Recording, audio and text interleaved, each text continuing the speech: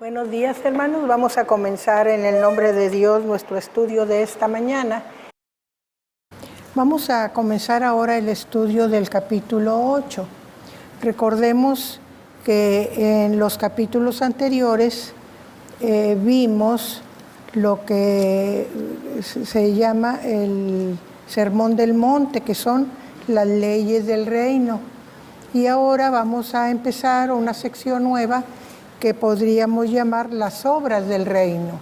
Entonces vamos a ver de una manera general o concentrada las obras que Jesús hizo. Recordemos que no están acomodadas cronológicamente, sino por asuntos, de tal manera que nosotros podamos tener una visión pues más o menos completa de lo que Jesús hizo en el tiempo que estuvo aquí con nosotros.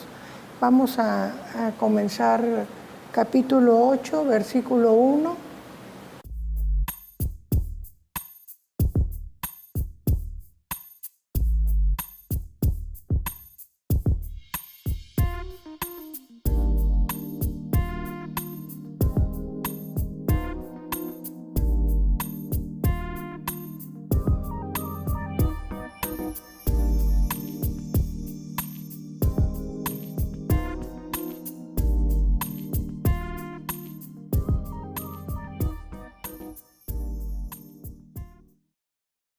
Nos empieza diciendo aquí este capítulo 8, cuando descendió Jesús del monte. Esto quiere decir que inmediatamente después del Sermón del Monte, ese discurso tan largo, en donde están las leyes del reino, y recordemos que eran las leyes en cuanto a carácter, las bienaventuranzas, ¿verdad? Los requisitos de un buen cristiano. Luego, a nivel personal, cómo debe de ser una persona, cómo debe de comportarse. Luego los deberes para con Dios, como era la limosna, la oración, el ayuno, la relación con Dios, que ponerlo antes, por ejemplo, que las riquezas, y luego las obligaciones con el prójimo, ¿verdad? Y ya venía ahí la ira y muchos otros detalles acerca de la relación con el prójimo. Pero ahora lo que vamos a ver es las obras del reino. Ya acabamos con las leyes del reino y vamos a empezar con las obras del reino. Así que descendió del monte después de dar las leyes del reino y dice que le seguía mucha gente. Aunque la intención era, cuando dio las leyes, era para los discípulos, sin embargo vemos que la multitud se agolpaba cuando Jesús hablaba. Entonces, para cuando baja del monte, le sigue mucha gente. Y sigue diciendo, y aquí vino un leproso y se postró ante él diciendo, Señor, si quieres, puedes limpiarme. Los enfermos venían cuando sabían que Jesús estaba por allí, pero recordemos que los leprosos no podían relacionarse con la gente, les estaba prohibido.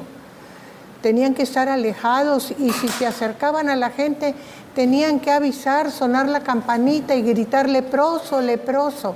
Pero este leproso tiene tanta fe en Jesús y tanto deseo de acercarse a Jesús por su mal que se acerca a él.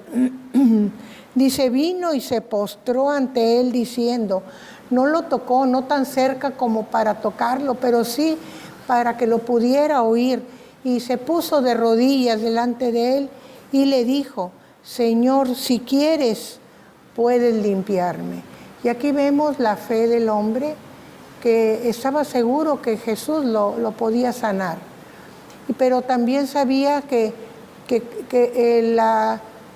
cómo la cultura judía consideraba la lepra como respuesta al pecado. Entonces, no solamente sentía su enfermedad, sino su impureza moral impuesta por las costumbres, ¿verdad? Entonces, por eso dice, si quieres. O sea, Señor, a lo mejor no soy digno, a lo mejor no soy candidato para que tú te ocupes de mí, pero Señor, si tú quieres. Y ahí está la cosa. yo lo deseo, pero es lo que tú quieras. Y aquí hay una cosa muy importante, él se está sometiendo a la voluntad de Cristo, si es un sí o si es un no. ¿Y cuál es la respuesta? Jesús extendió la mano. Aquí nosotros vemos la misericordia y la falta de prejuicios de Jesús. Y le tocó diciendo, quiero, sé limpio. Y al instante su lepra desapareció. Nosotros sabemos que, como explicaba antes, que no se podía tocar a un leproso, era contaminación.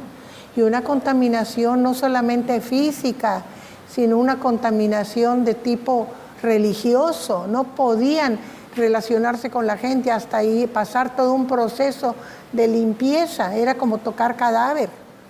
Entonces, Jesús, delante de toda la gente, lo toca. Y ahí está rompiendo una regla cultural y una regla, de alguna manera, que se había impuesto religiosa, ¿verdad? Entonces lo toca y dice que le dijo, quiero. O sea, el enfermo había dicho, si quieres, y él dice, quiero, ¿verdad? Quiero que seas limpio. Y en el momento en que le toca, dice, la lepra se fue del enfermo y quedó sano. Entonces nosotros vemos aquí el poder del rey, ¿verdad? El poder, aquí se está demostrando el poder del rey en estos capítulos. Son 2 capítulos, el 8 y el 9. Dice, entonces... ¿Y hay algo en la ley que hable de que no se puede tocar? ¿O era una sola había las leyes de limpieza en Levítico. Entonces una de las leyes de limpieza era sobre la lepra, ¿verdad? Pero viene algo específico que hable digo, yo sé que el leproso tenía que retirarse de la comunidad. Sí. Y había así ciertas reglas de limpieza. Sí hay. Es una de las cuando habla de la lepra y de todo el proceso, cómo el sacerdote lo ve y cómo lo certifica si sí o no, y luego pues, si se llega a curar.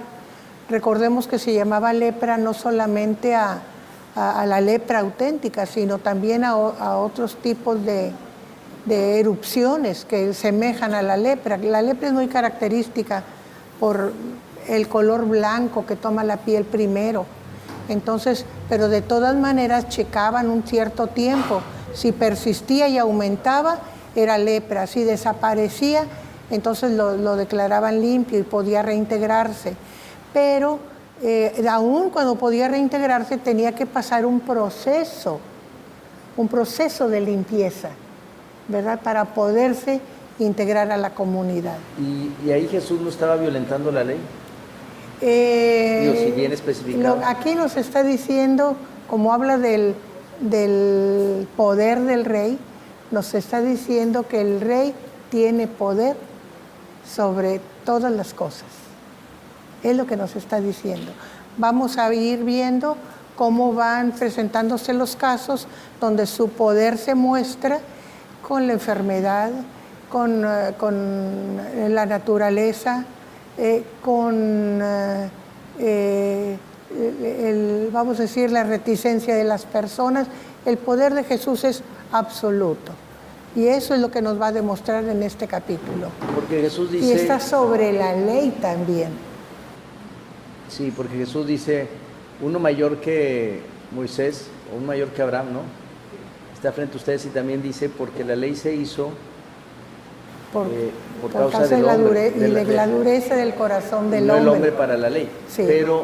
Pero también dice, no he venido a abrogar la ley, sí, sino a cumplirla. Y en Jesús se cumple toda la ley. Entonces, por eso, mi duda. Sí, pero hay muchos, miren, por ejemplo, el decálogo es el corazón de la ley.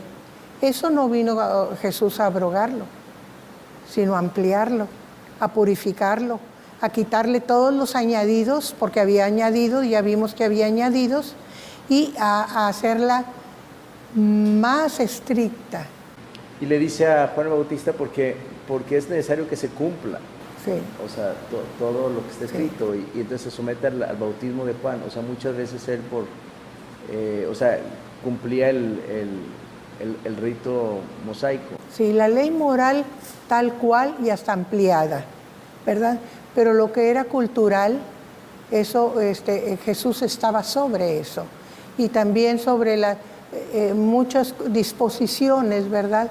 Por ejemplo, esta Sí, ley porque se le dio iban agregando, le iban agregando esta cosas. ley se dio por la enfermedad. Vamos a poner el ejemplo de la lepra. Se dio por la enfermedad, pero como Jesús está encima de la enfermedad, tiene poder sobre la enfermedad, también tiene poder sobre las leyes sobre la enfermedad, ¿verdad? Por esa razón, como dices tú, está violando un precepto, pero porque Él está encima. Si Él no pudiera con la enfermedad, no podía violar el precepto. Pero como está encima de la enfermedad, Él tiene control sobre la enfermedad, puede violarlo, ¿verdad? Okay. Bien, vamos a seguir con la explicación. Dice, entonces Jesús le dijo, mira, no lo digas a nadie. Aquí no lo digas a nadie lo entendemos por el tiempo en que Jesús está haciendo esta sanación.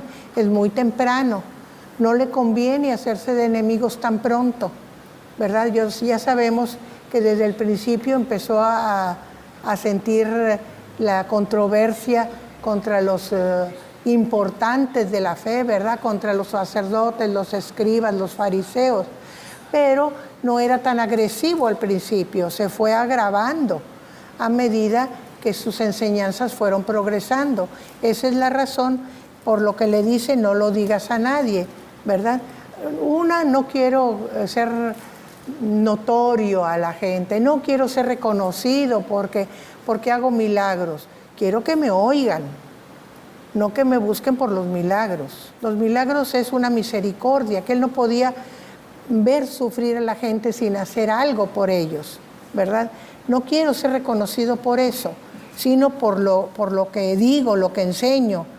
Entonces, no lo digas a nadie, sino ve, o sea, lo que debes hacer, y aquí está la obediencia a la ley. Muéstrate al sacerdote y presenta la ofrenda que ordenó Moisés. O sea, había una disposición para cuando eran sanados. Tenían que ciertos rituales, que si hacer el sacrificio, que si ofrecer esto, que si ofrecer lo otro, ¿verdad? Entonces ve y cumple con eso y muéstrate al sacerdote, porque el sacerdote te declaró leproso, el sacerdote tiene que declararte sano. Era una obligación. No te puedes reintegrar por ti mismo. Tiene el sacerdote que dar el visto bueno. Preséntate al sacerdote. Y llevaba dos objetivos: que él fuera reintegrado y para testimonio de ellos, o sea, de los sacerdotes. De esa manera se daban cuenta, oye, un leproso ya avanzado, ¿cómo? Sano. Eso no se veía. Entonces, para que supieran que el rey estaba en medio de ellos, ¿verdad? Para testimonio. Vamos a seguir con la lectura, versículo 5.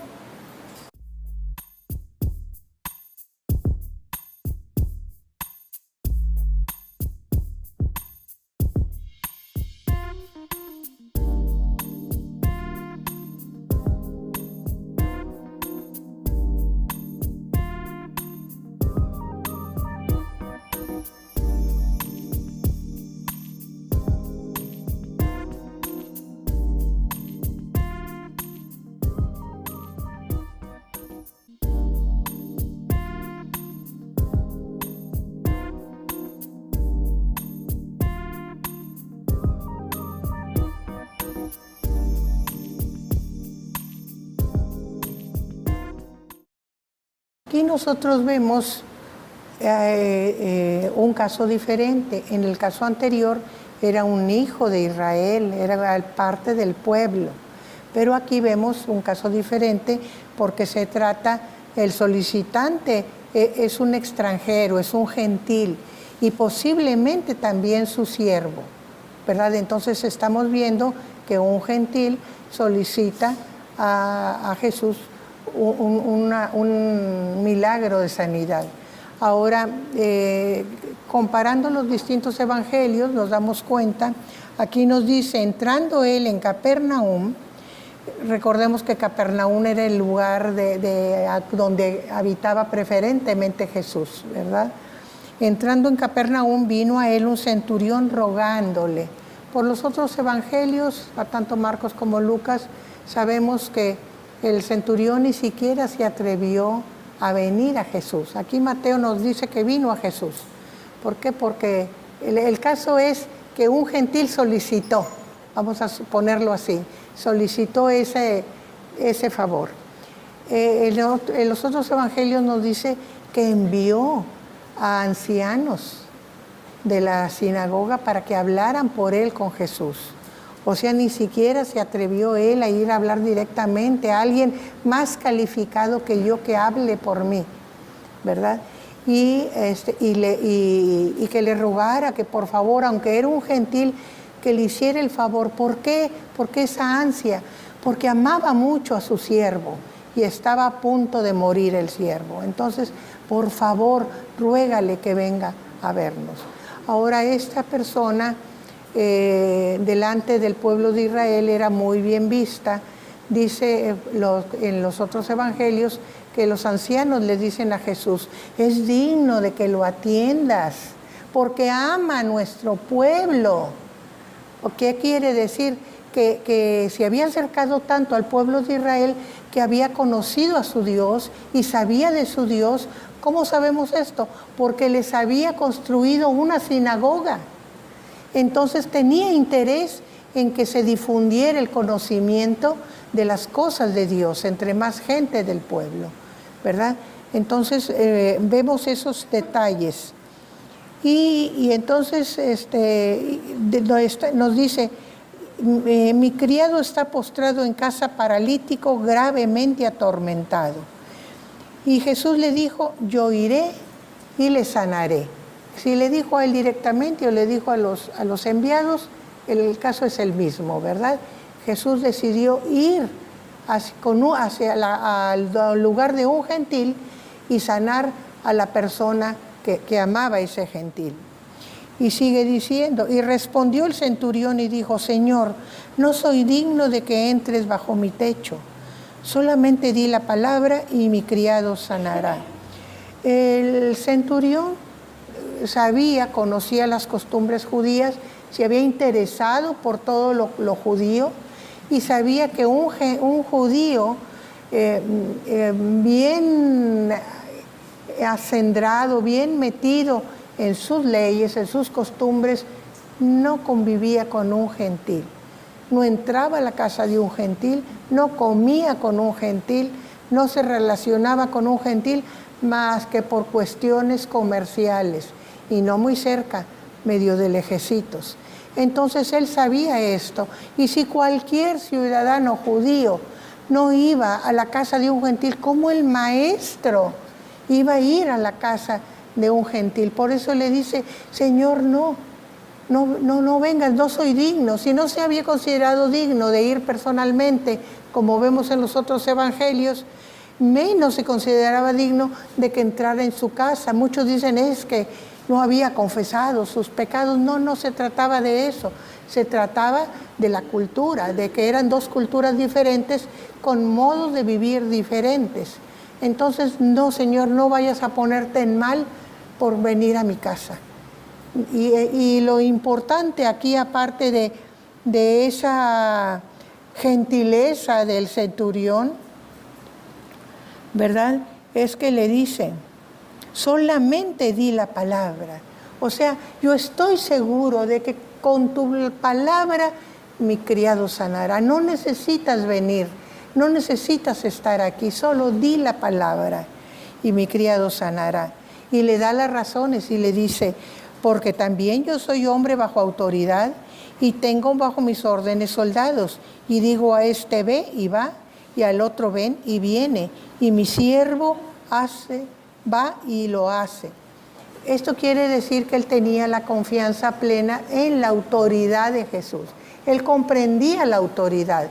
Él era un hombre bajo autoridad y que tenía autoridad sobre la gente. Entonces dice, yo tengo autoridad, una autoridad militar, pero tú tienes una autoridad superior, una autoridad, Señor, que ya has demostrado, en la que yo creo. Así que solo di la palabra y la enfermedad obedecerá, ¿verdad? Entonces tenía esa fe en la autoridad de Jesús. Al oírlo Jesús se maravilló y dijo a los que le seguían. O sea, a Jesús le causó sorpresa. Vaya, un hombre gentil que tiene tal confianza en Dios y en las cosas de Dios, que reconoce la autoridad de Dios que está representada en mí. Y les dijo a los que le seguían, de cierto os digo que ni aún en Israel he hallado tanta fe. O sea, aquí nosotros nos damos cuenta de que Jesús está poniendo delante de sus seguidores, que son todos judíos, está poniendo en evidencia que entre los gentiles hay tanta fe como en ellos y quizá más que en ellos. Porque dice, ni aún en Israel he visto tanta fe. Entonces están viéndose dos cosas: la necesidad de los gentiles de ese Dios de Israel y la confianza que los gentiles pueden tener y sentir hacia ese Dios de Israel. Aquí se está ya abriendo el campo hacia el pueblo gentil.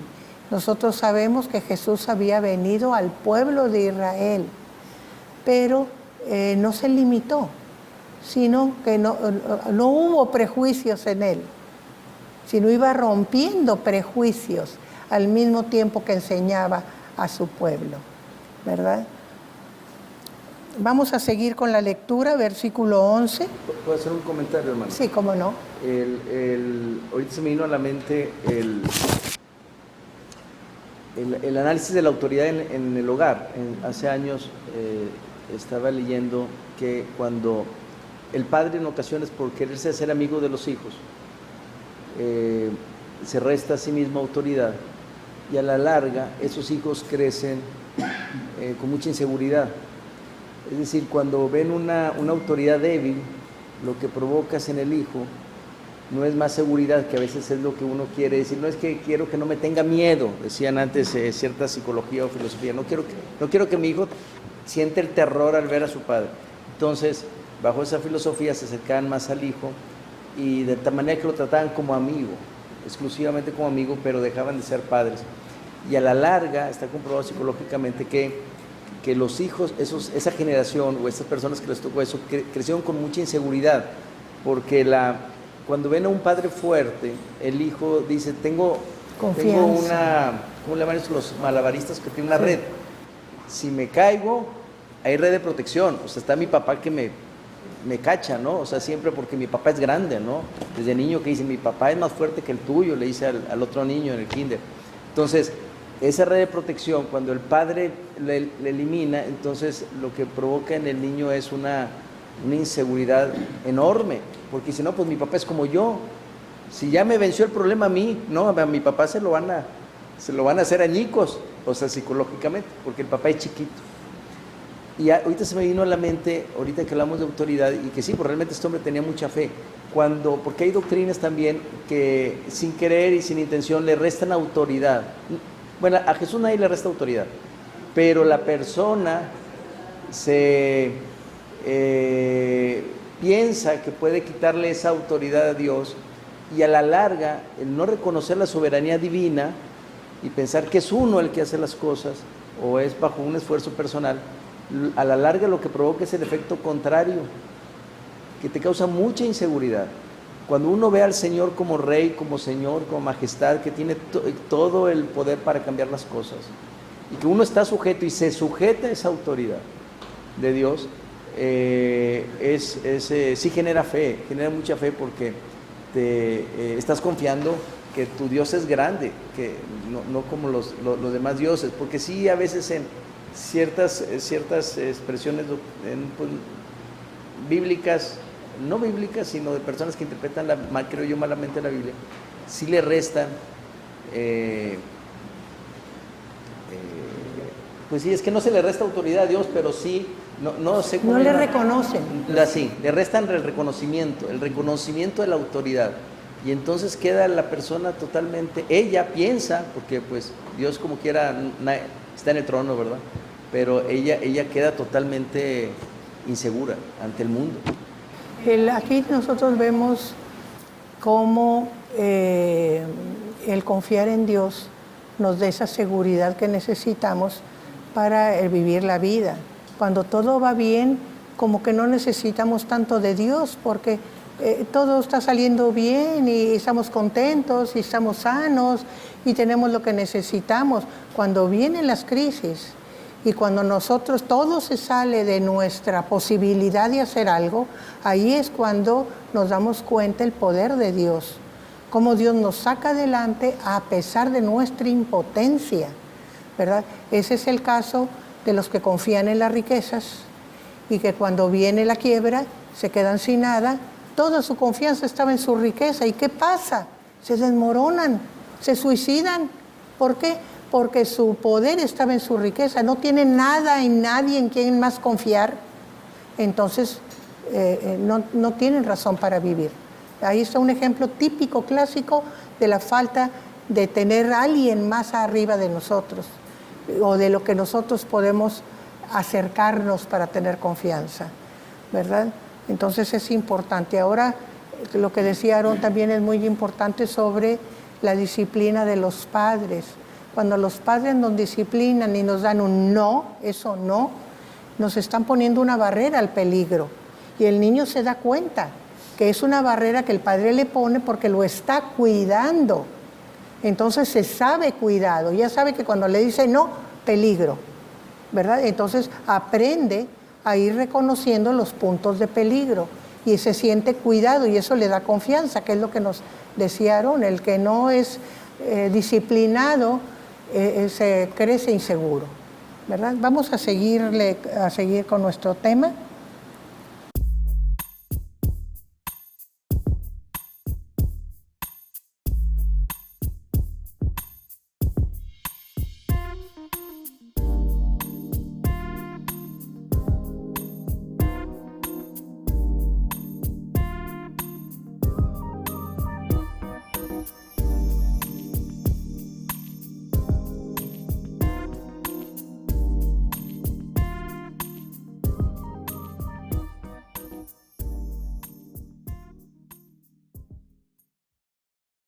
Nosotros vemos aquí cómo Jesús ya nos está hablando de los tiempos postreros, de lo que vimos en Apocalipsis, ¿verdad? Y os digo que vendrán muchos del oriente y del occidente y se sentarán con Abraham, Isaac y Jacob en el reino de los cielos. No está hablando del pueblo de Israel, está hablando de los gentiles, porque un gentil se acercó y creyó y tuvo confianza en su autoridad.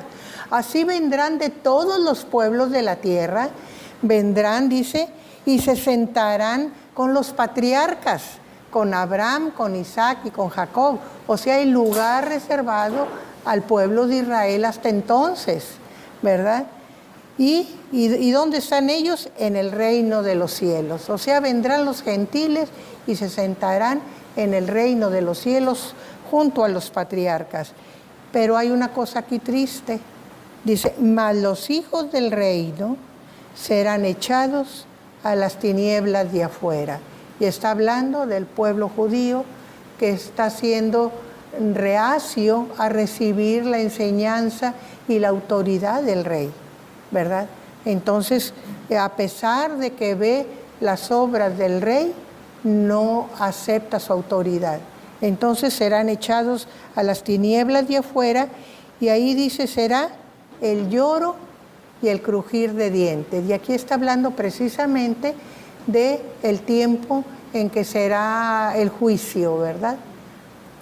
Seguimos, y ahí dice, y entonces Jesús dijo al centurión, ve y como creíste te sea hecho. Y su criado fue sanado en aquella misma hora. O sea, le dio esa seguridad al centurión de que sus criados sanaría.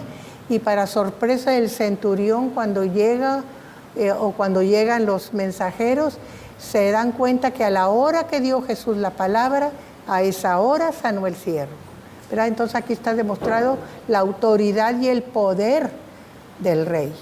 Vamos a seguir con la lectura, versículo 14, por favor.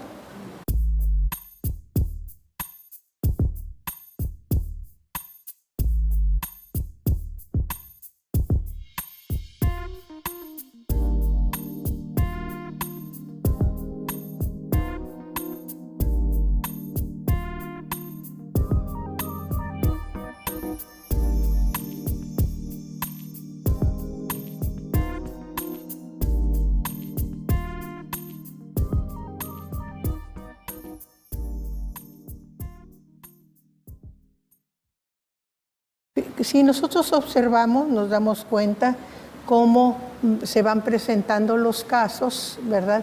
Primero a un hijo del pueblo, luego a un extranjero, ahora en la intimidad del hogar, porque es en la casa de Pedro, con la suegra de Pedro, o sea, donde estaba morando temporalmente Jesús, ¿verdad? Entonces nos vamos dando cuenta cómo la autoridad se muestra en todos los renglones.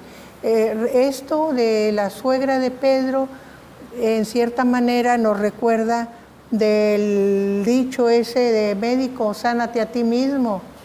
O sea que en la intimidad no eres tan eficaz como te presentas hacia afuera. Eso es lo que en cierta manera nos quiere demostrar este hecho, ¿verdad? ¿Y por qué? Porque muchas veces nuestra capacidad hacia los demás no se ve en nosotros. Otro ejemplo es Pablo, ¿verdad? Que sanaba tanta gente, ¿verdad? Pero sin embargo, él cuando lo pidió no fue sanado de sus ojos. Que te baste mi gracia, le dice el Señor, que te baste mi gracia.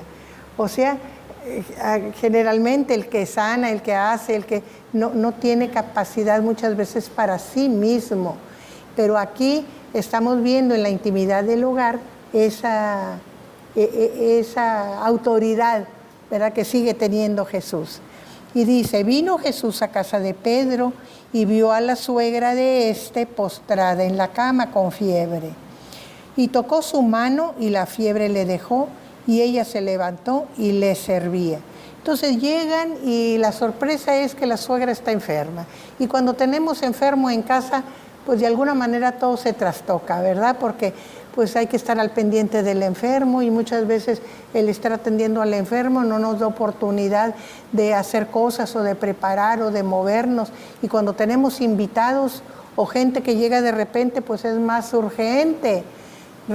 Piensen en que nos pase eso en casa. Los que tienen enfermo en casa saben lo que es que tener que atender al enfermo y luego tener que atender invitados. Y si no tuviste tiempo de arreglar el comedor o la cocina y ponerte a preparar, y etcétera, ¿verdad? Es todo un problema. Entonces aquí vemos cómo llegan, está en problemas de la familia con la enfermedad de la suegra, mucha fiebre. O sea, recordemos que las fiebres eran generalmente mortales. ¿Por qué? Pues todavía en el tiempo en que yo era chiquita eran mortales. La tifoidea, las fiebres de 40 para arriba, poca gente salía, porque todavía no estaba la penicilina, nada más las sulfas, ¿verdad? Y fíjense qué tiempos, ¿eh? Estoy hablando ya de después del 1940, cuando yo nací, ¿verdad? Entonces es relativamente reciente. Entonces imagínense en aquellos lejanos tiempos, ¿verdad? De la época de Cristo. Entonces, él se acercó y le tocó su mano, nomás le tocó como diciéndole, ¿cómo estás?, ¿verdad? Y la fiebre se fue. Y no nada más se fue la fiebre, sino la mujer entró en actividad, las fuerzas volvieron, su sanidad total se demostró. Y entonces ya no hubo problema, ya no hubo crisis en la casa, porque ella misma, la enferma, estaba colaborando para atender a los invitados, dice, y le servía. Aquí hay varias cosas que aprender, no solamente la autoridad de Jesús, y esa autoridad que no hace las cosas a medias, sino completas, sino la respuesta que debemos de dar a cuando Él se ocupa de nosotros. Generalmente le pedimos al Señor y a veces sin pedirle y nos hace nos da la bendición y ya tenemos la bendición, estamos bien contentos y se nos olvida. No somos capaces de agradecerlo de alguna manera, pero aquí nos está enseñando que cuando Jesús viene en nuestra vida, que es constante y nos llena de bendición, tenemos que responderle, sirviéndole. Y eso se nos olvida muchas veces. Aquí la suegra inmediatamente respondió, no dijo, ay, estoy cansada de la enfermedad, me voy a reposar un poco hasta que me reponga. No, se levantó y le servía. O sea, su agradecimiento se mostró de inmediato. Y eso es importante, es una enseñanza para nosotros que debemos de seguir y observar. Y cuando llegó la noche, entonces ya pasó, ¿verdad? En el día bajó del monte, recordemos que el atardecer siempre se recogían, pero cuando llegó la noche, trajeron a él muchos endemoniados y con la palabra echó fuera los demonios y sanó a todos los enfermos. Aquí nos está demostrando que no solamente tiene poder sobre la enfermedad, ya vimos al leproso y ya vimos a la suegra de Pedro, ya vimos al siervo del centurión, unos directamente y otros a distancia fueron sanados. Ahora vemos su poder, su autoridad sobre los demonios. Y fíjense, dice que le trajeron muchos endemoniados, ¿verdad? Y con la palabra echó fuera los demonios y sanó a todos los enfermos que le llevaron, endemoniados o no, a todos los sanó. Entonces ahí está demostrada su autoridad en otro nivel. Para que se cumpliese lo dicho por el profeta Isaías cuando dijo, Él mismo tomó nuestras enfermedades y llevó a cabo nuestras dolencias. Muchos aplican este pasaje a la cruz, ¿verdad? Que en la cruz Él llevó nuestras enfermedades.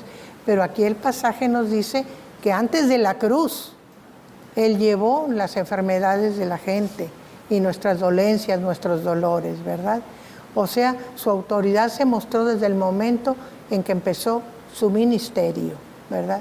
Entonces empieza a demostrar su poder y su autoridad. Sí. Dos comentarios. Bueno, uno es pues que la suegra vivía con Pedro, ¿verdad? O sea, sí, es un comentario sí, que en aquel tiempo yo creo que vivían de manera agregada, sí. Porque en otro evangelio estoy viendo que dice, y vino a casa de Pedro y Andrés, o sea, vivían de manera agregada, y yo creo que había cierta preocupación, o sea, se integraban las familias, incluso los suegros.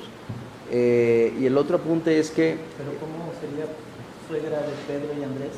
No, el otro dice que fue a casa. O sea, fue a casa, dice, estoy viendo el otro evangelio, fue a casa de Pedro y Andrés. Y sanó a la suegra de Pedro. O sea, es decir, porque pues bien dice, no, pues sí, ya está. Si cuando nos era útil, no la queríamos, a la suegra. No, pues ahora ya, no, pero no, o sea, no la arrumbaban, sino estaba esa familia de tu esposa, tenía un lugar en tu mesa y en tu casa y los cuidados, ¿no? Y el otro tema que me llama la atención es, al leproso lo tocó, a la suegra de Pedro la tocó, al siervo de centurión no, por eso dice esa fe, o sea, la gente a veces necesitamos, que el pastor nos toque, pero hay fe muy grandes, ¿no? Que Dios pone en nuestro corazón. Pero también me llama la atención que los endemoniados tampoco los tocó. No. Dice, con ellos nomás dijo la palabra. Con la palabra. Sí. No sé si tenga algo que ver, pero, sí, claro. pero no los toca a los endemoniados. Sí, aquí se ve la autoridad de distintas maneras ejercida, ¿verdad? No necesita forzosamente la presencia o el toque físico. Ahora, eso tiene mucho que ver con la necesidad de la persona. Una persona puede tener necesidad del toque humano o del toque físico y otras personas no. El centurión no tuvo necesidad de ese toque. Su fe iba más allá de la necesidad física de contacto. Entonces, no depende tanto de Jesús mismo, sino de la necesidad de la persona. Sí, como aquella mujer que dijo, si tan solo tocara Sí, el borde de su vestido, o sea, necesitamos, ¿no? Tocar o ver algo con los ojos, somos seres humanos, pero hay gente, o sea, personas como este centurión de mucha fe, que Jesús así lo dice, que dice nada más de lejito, o sea, yo sé la autoridad que tienes, y hay personas que pues por eso cargan como la pata de conejo aquí y la fichita acá, y no, o sea, porque necesitamos objetos que afirmen nuestra confianza. El tema que toca Aarón de la familia es importante. Recuerden que las viudas eran seres desprovistos de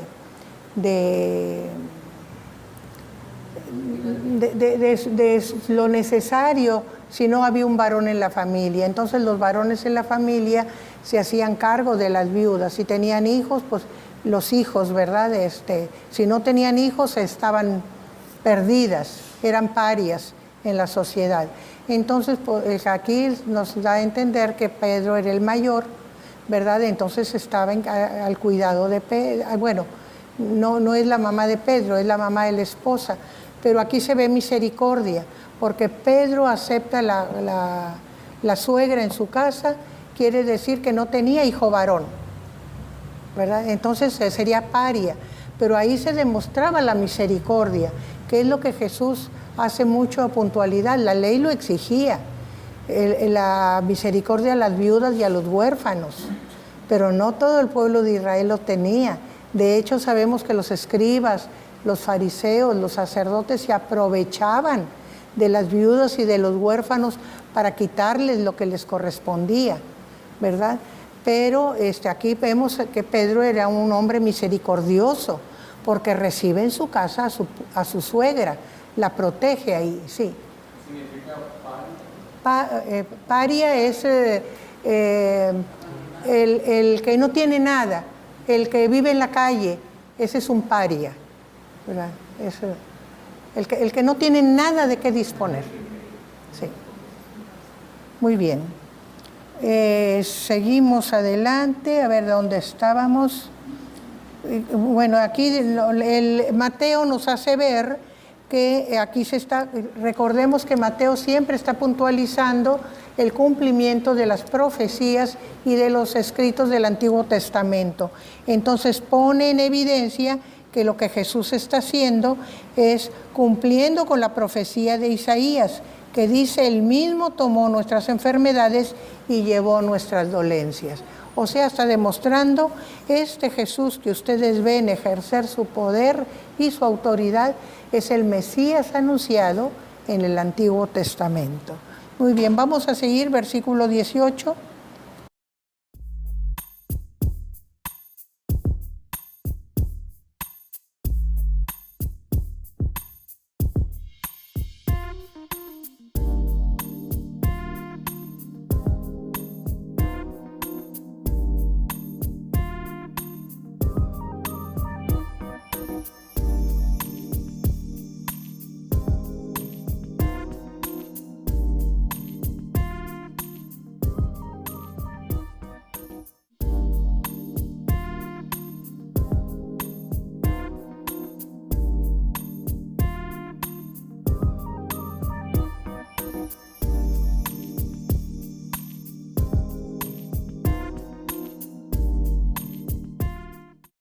Aquí nosotros vemos que Jesús seguía hablando a las multitudes, entonces se vio rodeado de mucha gente. Recordemos que estamos hablando de poblaciones alrededor del mar de Galilea, ¿verdad?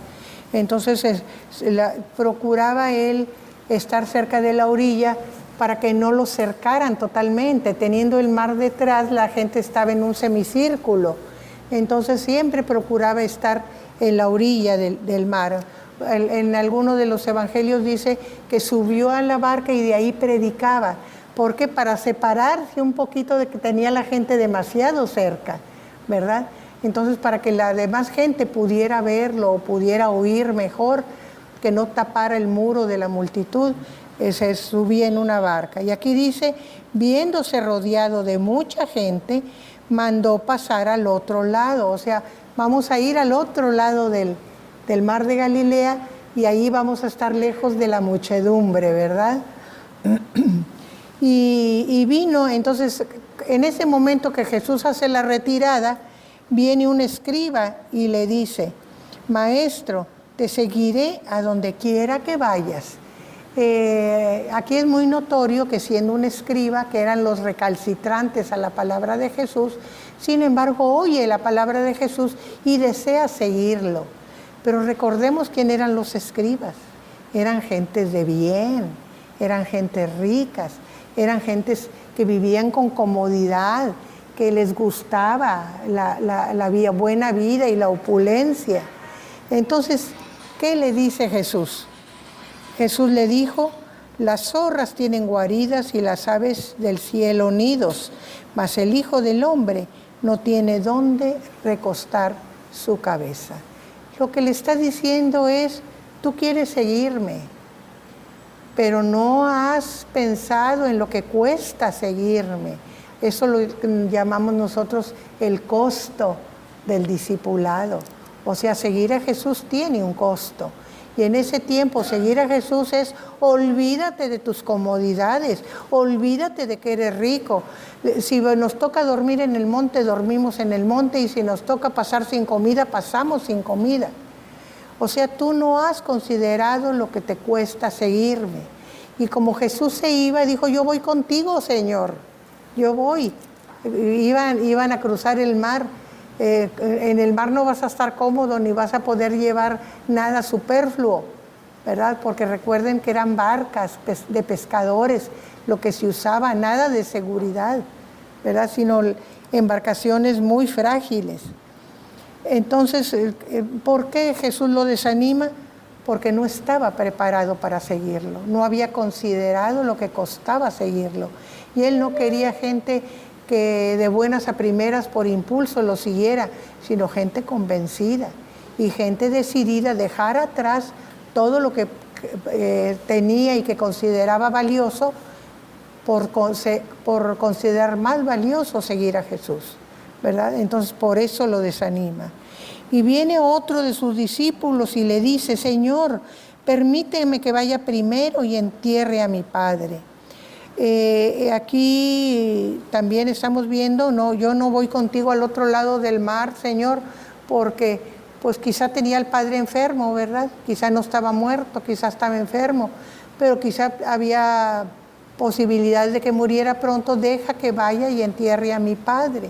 O sea, de alguna manera está poniendo, quizá válido, pero quizá pretexto, poniendo la enfermedad o la situación del padre, quizá muy anciano, como pretexto para no seguir a Jesús, ¿verdad? Entonces, ¿cuál es la respuesta de Jesús? Jesús le dijo: sígueme, deja que los muertos entierren a sus muertos. Esto quiere decir, hay mucha gente que no se preocupa de la vida eterna, que es lo que yo les estoy predicando y enseñando. Esa gente está muerta en sus pecados, como dice la palabra. ¿Tú tienes interés en la vida? Sígueme. Los que no tienen interés en la vida están muertos. Deja que esos entierren a los muertos. O sea, los que no tienen interés, que se ocupen de las cosas cotidianas, porque esto ahora es importante, ¿verdad? Entonces, ese tampoco siguió, entendemos, a Jesús, ¿verdad? Entonces Jesús está a punto de cruzar al otro lado del mar de Galilea. Vamos a seguir con el siguiente. ¿Sí? Seguir voy a dar también una opinión personal. Seguir a Jesús, pues implica a todos los que hemos aceptado que Él reine en nuestro corazón, sí, y nos sujetamos a la autoridad de Él. Sí. Pero por la forma del pasaje me da a mí la impresión que se está refiriendo especialmente, se refiere a todos los cristianos, pero se refiere principalmente a los que toman un ministerio prominente en la iglesia, es decir, lo que nosotros usualmente llamamos los que van al seminario, porque tenía amigos como Marta, María, Lázaro, con los que descansaba, Pero ahí seguir, yo creo que el escriba cuando dice deja, te sigo, y cuando Jesús decía sígueme, era que viviera con Jesús. O sea, era la preparación ministerial de los 12 apóstoles. Era estar con él para prepararse para un ministerio posterior. No era solamente que Dios haga la voluntad en mi vida, o sea, lo de un cristiano, que Dios haga la voluntad en mi vida y en mi familia, yo le entrego mi corazón. Ahí el sígueme creo que era va más allá en este pasaje de entregar el corazón, era dejar absolutamente todo e irme a vivir con Jesús, dormir donde iba Jesús, andar con Jesús, pasar hambres, pasar muchas inconvenientes. Entonces, y eso implica yo creo que el ministerio, muchas veces, y que a veces hemos profesionalizado el ministerio, es decir, lo vemos como si fuese una empresa. Yo en mi empresa pues tengo mis horarios, ¿no? Yo entro a las 8 y salgo a las 6 de la tarde, por decir algo. Entonces ya lo demás es tiempo extra, ¿no? Porque hay una relación contractual, legal, y acá en el ministerio no hay esa relación contractual. Entonces, y a veces creo que lo hemos profesionalizado con respecto a lo que era inicialmente. Y me refiero precisamente, digo, a los que han decidido tomar esa vocación, que como está plasmada aquí, si era algo parecido a lo que Pablo decía, en naufragios más que todos, en peligros más que todos, en esto más que todos, y en aquello más que todos, dice, enseñando su currículum, cuando dudaban de él y de su ministerio. Es más que los horarios normales, es que te pueden hablar a las 2, 3 de la mañana y está enferma una persona, o es que no has comido en todo el día, pero porque estás allá, etcétera. Eso es lo que implica, creo yo, sí, es una opinión muy personal, el ministerio, porque ahí lo que quería el escriba, creo yo, no era, Señor, te voy a servir, y porque, o sea, no fue porque se me viene a la mente la mujer samaritana, que salió y fue a su pueblo y le avisó, y le dijo a todos lo que Jesús había hecho con su vida, que esa es como la vida del cristiano. No, aquí el escriba yo creo que lo que quería era formar parte del círculo más íntimo de Jesús cuando decía, déjame seguirte. Y el segundo que se acerca también le dice, yo también te voy a seguir, pero déjame jubilarme. O sea, sí te voy a servir, me voy a meter al seminario, pero nomás déjame acabar las costuritas que tengo pendientes, ¿no? Como era enterrar a mi papá, pues es que mi papá ya está grande. Y el ministerio es muy pesado. Cuando una persona tiene un llamado, lo que yo he visto en grandes hombres de Dios, es que es muy pesado.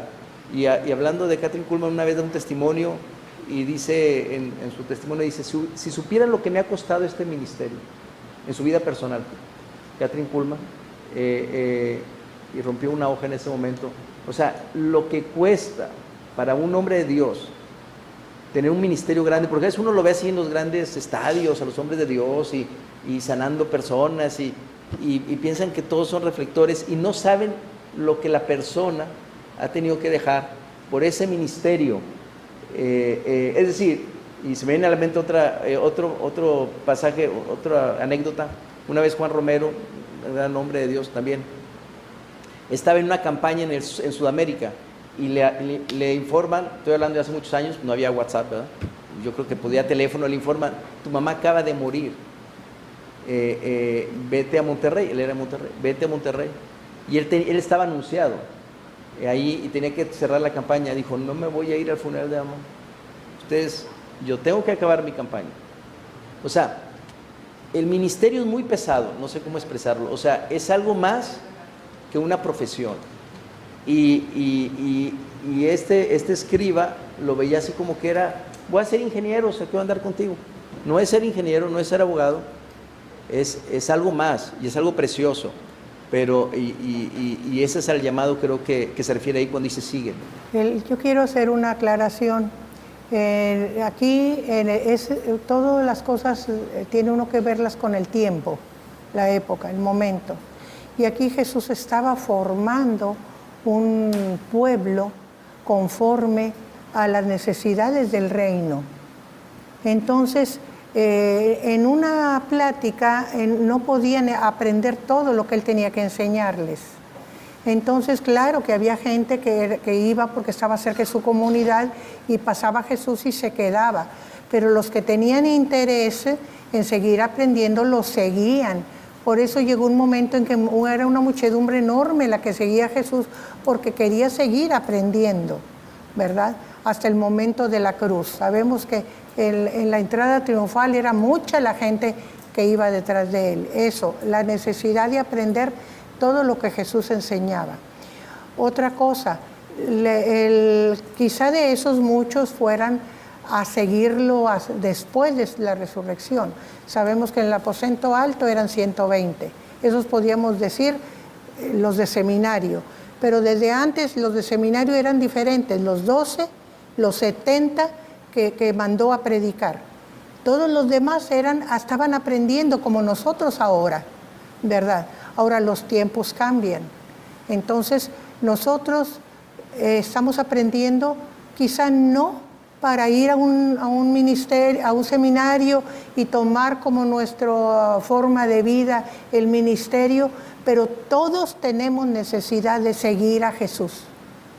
Todos, porque el cuerpo de Cristo se forma de todos y el Señor nos da dones y ministerios diferentes a cada uno, porque en la totalidad de la comunidad es como crece el cuerpo. Así como los ojos, los oídos, la piel, las manos, los músculos, los huesos, todos nos sirven para cierta función, para que el cuerpo funcione, así somos todos los congregantes.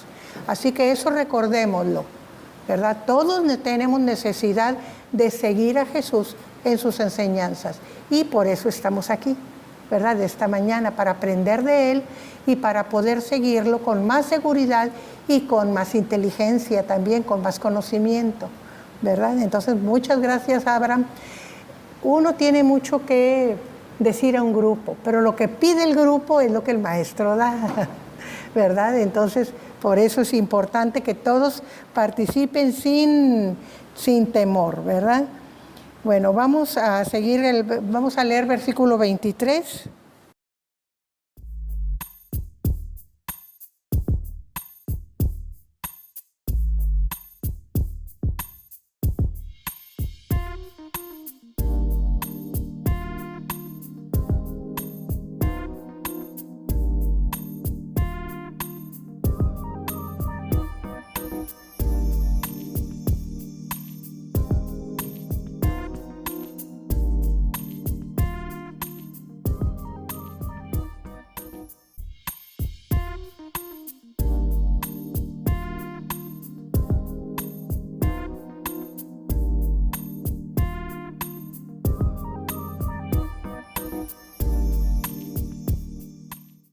Aquí nosotros vemos otro asunto sobre la autoridad de Jesús.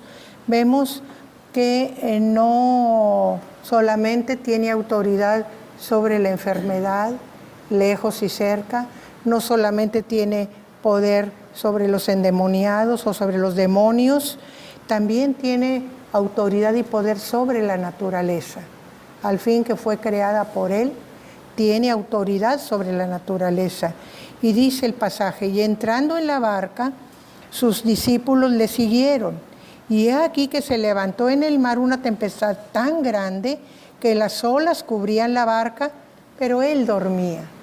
En los mares, los lagos, vamos a decir, o aquí que se le llama mar, es un mar interior, pero realmente es un lago. El lago de Genesaret o el mar de Galilea, ¿verdad? Ahí le llamaban el mar. Y sobre todo cuando están encajonados, eso pasa mucho también en Suiza, las condiciones varían de manera repentina. ¿Por qué? Porque la temperatura cambia de repente y nosotros sabemos que el cambio de temperatura es lo que provoca los vientos. Entonces, sin que aparezca ninguna razón de que podamos pensar en lluvia, por ejemplo nubes, se viene el viento, levanta olas, la humedad se condensa arriba y viene una tempestad.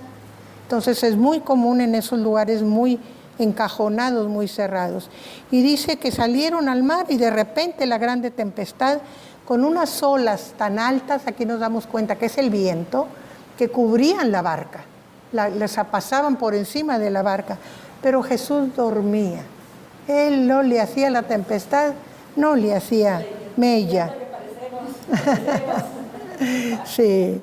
Dice, y vinieron sus discípulos y le despertaron diciéndole, Señor, sálvanos que perecemos. Estaban ya bien asustados porque veían que las olas los cubrían y llenaban la barca. Nos vamos a hundir. Nos vamos a hundir y el Señor tan a gusto, tan dormido. Levántate que perecemos, sálvanos. Ahí sí buscaron al Señor para que los salvara, ¿verdad? De forma personal. Y Él les dijo, ¿por qué teméis, hombres de poca fe? O sea, ¿por qué tienen miedo? ¿Verdad? ¿Por qué les falla la fe? Y Jesús estaba, pues, vamos a decir, adelantándose a lo que debía producirse en ellos, esa seguridad que nos debe dar la fe en todo momento. No importa que parezca que no vamos a salir, la fe debe permanecer, porque ahí es donde se muestra la grandeza del Señor. Porque como dice San Pablo, cuando somos débiles, entonces somos fuertes, porque el poder del Señor se manifiesta en nosotros. Y aquí se levanta Jesús. Dice, levantándose reprendió a los vientos y al mar y se hizo grande bonanza. O sea, le llamó la atención al viento, pues ¿por qué soplas sin permiso? Y al mar, ¿por qué te levantas con olas tan altas? Lo reprendió y se calmó la tempestad, se calmaron los vientos, ya no había viento, ya no había olas, ¿verdad? Pero ¿cuál es la reacción de los discípulos? Dice, y los hombres se maravillaron diciendo, ¿qué hombre es este que aún los vientos y el mar le obedecen? Aquí nosotros nos damos cuenta que los discípulos iban captando la grandeza y el poder de Jesús, pero todavía no tenían la conciencia plena, todavía no les caía el 20 realmente de quién era Jesús. Dicen muchos... En estos tiempos, disculpen, sí. Que vienen los tsunamis y todo eso, pues son ya previstos de la palabra de Dios, Sí. ¿verdad? ¿Por qué? Porque todavía no ves la tempestad y no te dedicas Sí. a cómo están las cosas. ¿Cómo están las cosas? Sí, exactamente. Sí, el recurrir, saber a quién recurrir. Ellos recurrieron con sabiduría a Jesús, al que podía salvarlos, y le pidieron, sálvanos, ¿verdad? Y es lo que nosotros debemos hacer también. Entonces, importante, ¿verdad?, de ver que no importa qué problema, que la fe permanezca siempre hasta el final. A mí me llama mucho la atención las cajas negras de los aviones, que ha habido casos en que la caja negra lo último que registra es la oración del piloto. Y muchas veces es el Salmo 23. No me importa que pase, el Señor está conmigo, ¿verdad? Entonces ya a las puertas de la muerte, pero la fe continúa. Bueno, muchas gracias, hermanos, ya nos pasamos 5 minutos. Vamos a orar para despedirnos.